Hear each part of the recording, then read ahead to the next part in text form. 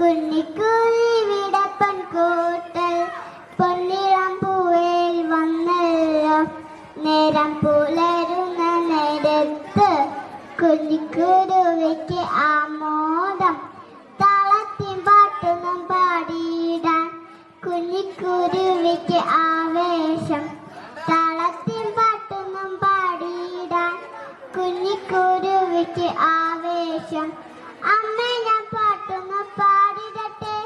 കുഞ്ഞിക്കുരുവി ചോദിച്ചു.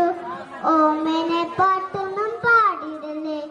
ചക്കിപ്പരുന്ത് പറന്നെത്തും. ചക്കിപ്പരുന്ത് പറന്നു വന്ന നിന്നെ ഇരാഞ്ചി പറന്നു പോകും. കൂട്ടമൂർച്ചയുള്ള കൊക്കുകൊണ്ട് കൊത്തി മുറിച്ച് വിശപ്പടക്കും.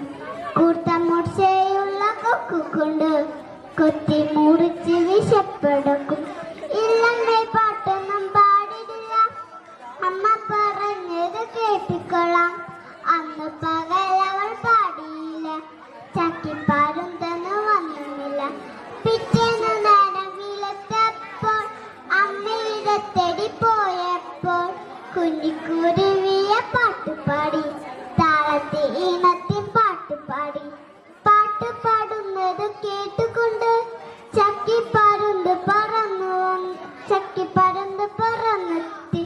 ചക്കിപ്പരുന്തിനെ കണ്ടപ്പോൾ പാവം കുരുവി വിറച്ചു പോയി. ചക്കിപ്പരുന്തിനെ കണ്ടപ്പോൾ പാവം കുരുവി വിറച്ചു പോയി. തീപ്പന്തം പോലുള്ള കണ്ണുകളും കൂർത്ത നഖങ്ങളും കണ്ടപ്പോൾ പേടിച്ചിരുണ്ട കുരുവിക്കുഞ്ഞ് അമ്മതം വാക്കുകൾ ഓർത്തുപോയി. പേടിച്ചിരുണ്ട കുരുവിക്കുഞ്ഞ് അമ്മതം വാക്കുകൾ ഓർത്തുപോയി. ചക്കിപ്പരുന്തിന്റെ കാലിപ്പാവം കുഞ്ഞിക്കുരുവി പിടഞ്ഞമർന്നു.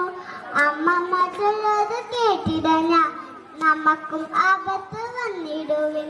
അമ്മമ്മ ചൊല്ലത് കേട്ടിടഞ്ഞ നമുക്കും ആപത്ത് വന്നിടുവിൻ.